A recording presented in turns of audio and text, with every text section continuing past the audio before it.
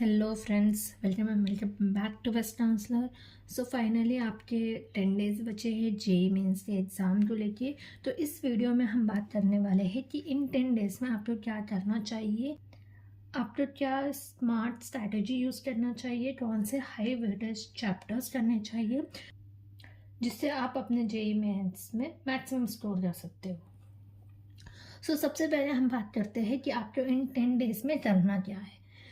सबसे पहले तो आपको ओनली हाई वेटेज टॉपिक पे फोकस करना है, डेली रिवीजन करना है। लेकिन रिवीजन के साथ आप PYQs करना मत भूल जाना, क्योंकि जेईई मेंस में हर साल क्वेश्चंस रिपीट होते हैं, पैटर्न्स रिपीट होते हैं। तो PYQ आपको बहुत ज़्यादा हेल्प करेगा आपके स्कोर को बूस्ट करने में। तो PYQs आप ज़रूर करना। एंड मॉक टेस्ट कंपलसरी है, इससे आपको पता चलेगा कि आपका परफॉर्मेंस कैसा है। ओके, तो आप मॉक टेस्ट ज़रूर लगाना। एंड न्यू टॉपिक स्टार्ट करने से ज़्यादा आप अपनी एक्यूरेसी पे फोकस करना।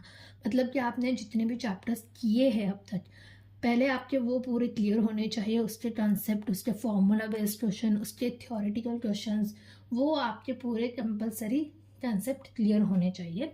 उसके बाद ही आप जो न्यू टॉपिक स्टार्ट करना चाहते हो तो करना। और वो न्यू टॉपिक आपका इम्पॉर्टेंट होना चाहिए, जैसे कि हर साल उस टॉपिक से कोई ना कोई क्वेश्चन आ रहा है, तो ये आप उस नया टॉपिक को स्टार्ट करना। अदरवाइज जितना पढ़ा है उसी को अच्छे से करो। सो सबसे पहले हम बात करते हैं कि आपको फिजिक्स, केमिस्ट्री, मैथ्स में कौन कौन से इंपॉर्टेंट चैप्टर्स को कंपलसरी करना है। आप हर एक सब्जेक्ट को 2 दिन दे सकते हो, या तो आप पहले के 2 दिन केमिस्ट्री करो, फिर 2 दिन फिजिक्स करो, फिर 2 दिन मैथ्स करो। या फिर आप पहले क्या first day chemistry, second day physics, third day maths, फिर वापस फोर्थ डे केमिस्ट्री। इस तरीके से आप अपने इस इम्पॉर्टेंट चैप्टर्स को कर सकते हो। तो सबसे पहले हम बात करते हैं केमिस्ट्री। सो केमिस्ट्री में आपको सबसे पहले मोल कंसेप्ट चैप्टर काफ़ी इंपॉर्टेंट है। इस चैप्टर से हर साल हर शिफ्ट में क्वेश्चंस आते हैं, आपको ये चैप्टर कंपलसरी करना है। फिर एटॉमिक स्ट्रक्चर हो गया, पीरियोडिक टेबल में आपके कोई ट्रेंड से रिलेटेड क्वेश्चंस हो जाए, जिसमें आपको आयनाइजेशन, एंथैल्पी या फिर इलेक्ट्रॉन एफिशिएंसी पूछ रहे हैं, तो वो क्वेश्चंस आपको कंपलसरी करने हैं। फिर आपको NCERT के जितने भी एग्जाम्पल्स हैं उन्हें भी करना है, क्योंकि केमिस्ट्री के अकॉर्डिंग NCERT काफ़ी इंपॉर्टेंट है। जेईई मेंस में NCERT बेस्ड क्वेश्चन काफ़ी आते हैं केमिस्ट्री में, तो आपको NCERT के एग्जाम्पल कंपलसरी करने हैं। केमिकल बॉन्डिंग में आपके बॉन्ड लेंथ से रिलेटेड क्वेश्चन हो जाए, बॉन्ड ऑर्डर से रिलेटेड जो क्वेश्चन हो जाए ना, वो आपको कई बार पूछे जाते हैं। तो केमिकल बॉन्डिंग में अपने आप में ईजी चैप्टर है और इम्पॉर्टेंट भी है, हाई वेटेज भी है। उसके बाद आपका थर्मोडायनेमिक हो गया। उसके बाद में आपको NCERT line to line revision करना है। इनऑर्गेनिक के जो भी क्वेश्चन आते हैं ना, वो NCERT से ही आते हैं, तो आपको NCERT line to line read ज़रूर करना है। फिर हम नेक्स्ट बात करते हैं फिजिक्स में आपको मॉडर्न फिजिक्स कंपलसरी करना है। ये एक ऐसा चैप्टर है जो ज़्यादा हार्ड नहीं है, इजी स्टोर्ड है एंड हाई वेटेज है, तो आपको ये चैप्टर कंपलसरी करना है। फिर यूनिट एंड डायमेंशंस हो जाए, ये भी इजी चैप्टर है। हर साल हर शिफ्ट में इस चैप्टर से एक ना एक क्वेश्चन ज़रूर आता है। एरर एनालिसिस से भी क्वेश्चन आता है, ये तो काफ़ी ज़्यादा इंपॉर्टेंट है। एंड उसके बाद में आपके फॉर्मूला बेस्ड जो न्यूमेरिकल्स हो जाए वो आपको करने हैं। करंट, इलेक्ट्रिसिटी हो जाए, कैपेसिटर्स हो जाए एंड न्यूमेरिकल्स प्रैक्टिस करने हैं। तो आपको ये इतना फिजिक्स में करोगे ना तो आपके अच्छे मार्क्स आ जाएंगे। लेकिन आप ये जितना भी कर रहे हो उसको अच्छे से करो। अगर इस टॉपिक से जो क्वेश्चंस आ रहे हैं तो आपको छोड़ना नहीं है। फिर हम बात करते हैं मैथमेटिक्स की। मैथमेटिक्स में आपका हो गया मैट्रिक्स एंड डिटर्मिनेशंस, उसके बाद वेक्टर एंड 3D ज्योमेट्री, और उसके बाद में आपके जो भी इम्पोर्टेंट फार्मूलाज है वो कर लेना। फिर PYQs, जैसे मैंने पहले भी बताया, PYQs काफ़ी ज़्यादा इंपॉर्टेंट है, तो मैथ्स में आप PYQs ज़रूर करना, आपको इससे काफ़ी ज़्यादा हेल्प मिलेगी।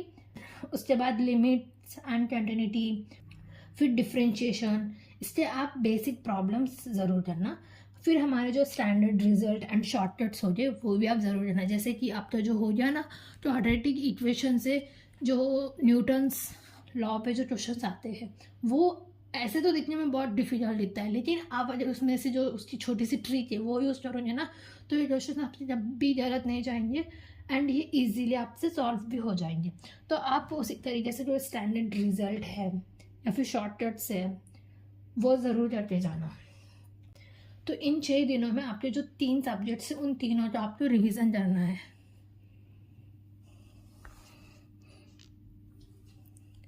इसके बाद हम बात करते हैं कि 7th डे आपको क्या करना है। 7th डे हो जाए आपका फुल रिवीजन डे। उस दिन आपको रिवाइज करना है, आपके वीक चैप्टर फॉर्मूले शीट्स को रिवाइज करना है, शॉर्ट नोट्स से रिवीजन करना है। तो ये आपका फुल रिवीजन डे होने वाला है। इस दिन आपको रिवीजन करना है। उसके नेक्स्ट डे अब देखो, आपने पूरे चैप्टर्स देख लिए, concept, theory, formula based questions, trick, shortcuts, जितना कुछ भी था सब कर लिया। उसके बाद आपने रिवीजन भी कर लिया। अब बारी है आपके मॉक टेस्ट की।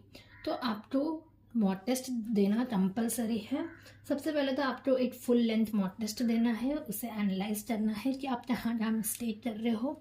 मॉक टेस्ट को किस तरीके से एनालाइज करना है वो मैंने ऑलरेडी आपको प्रीवियस वीडियो में बताया था, आप वहाँ से जाके देख सकते हो। अगर आपको इसके ऊपर कोई सेपरेट वीडियो चाहिए तो कमेंट कर देना, मैं उस पर भी वीडियो ज़रूर बनाऊँगी। फिर उसके बाद में आपको रिवाइज रॉन क्वेश्चंस, आप कौन से क्वेश्चंस को रॉन कर रहे हो उसके ऊपर थोड़ा ज़्यादा फोकस करना है, ठीक है। एंड आपको सेकेंड मॉक टेस्ट करना है, वो भी फुल रहने वाला है, फुल मॉक टेस्ट, जिसमें आपको आपकी स्पीड इम्प्रूव करनी है। उसके साथ साथ आपको एक्यूरेसी भी इंक्रीज करनी है। एंड अवॉइड करना है रिपीटेड मिस्टेक्स, यानी कि आपने जो पहले मॉक टेस्ट में जो मिस्टेक्स की थी, मेक श्योर कि वो आपके दूसरे मॉक टेस्ट में वो मिस्टेक्स रिपीट ना हो। अब हम बात करते हैं 9th डे। 9th डे आपका हो जाए फाइनल रिवीजन।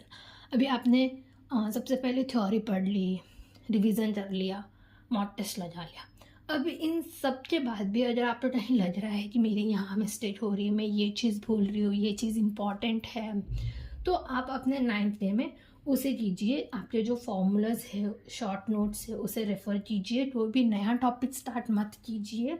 एंड आपको डेफिनेटली काम रहना है, पैनिक नहीं करना है एंड कॉन्फिडेंस रहना। एंड हम जब फाइनल डे की बात करते हैं तो पहली बात तो, और एक मैं आप सबको इम्पॉर्टेंट बात बताती हूँ कि एक बार आपका जब सेट इन्फॉर्मेशन आ जाए ना, उस अकॉर्डिंग देखो कि आपका शिफ्ट मॉर्निंग है या इवनिंग, आप अपना मॉक टेस्ट उसी स्लॉट में दीजिए।